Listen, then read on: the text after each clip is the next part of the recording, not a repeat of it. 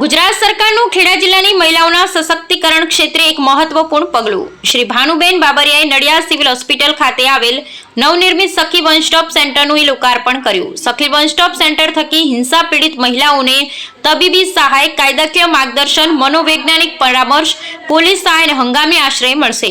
ગુજરાત સરકારના મહિલા અને બાળ વિકાસ વિભાગ દ્વારા રાજ્યની મહિલાઓના સર્વાંગી વિકાસ અને સશક્તિકરણ માટે અનેક નવતર પહેલ કરવામાં આવી રહી છે। આ દિશામાં એક મહત્વપૂર્ણ પગલું ભરાતા મહિલા અને બાળ વિકાસ મંત્રી શ્રી ભાનુબેન બાબરિયાએ આજે ગાંધીનગર ખાતે આયોજિત રાજ્યકક્ષાના મહિલા સંમેલન કાર્યક્રમમાં ખેડા જિલ્લાના નડિયાદ સિવિલ હોસ્પિટલ ખાતે નવનિર્મિત સખી વન સ્ટોપ સેન્ટરનું લોકાર્પણ કર્યું।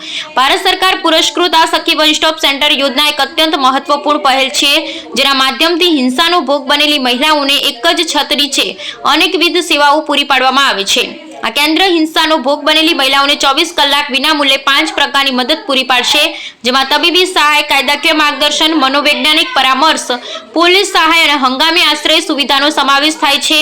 નડિયાદ ખાતે ₹48 લાખનો ખર્ચ નિર્માણ પામેલા આ કેન્દ્રમાં 2 માળનું વિશાળ મકાન છે, જે તમામ આધુનિક સુવિધાઓથી સજ્જ છે। મહિલાઓના મનોબળને વધુ મજબૂત બનાવવા માટે અહીં વિશેષ સુવિધાઓ પણ ઉપલબ્ધ કરવામાં આવશે। આ કેન્દ્ર દ્વારા મહિલાઓને સુરક્ષિત અને સન્માનજનક વાતાવરણ પૂરું પાડવામાં આવશે, જ્યાં ત્યાં તેમની સમસ્યાઓના નિરાકરણ માટે સરળતાથી સહાય મેળવી શકશે।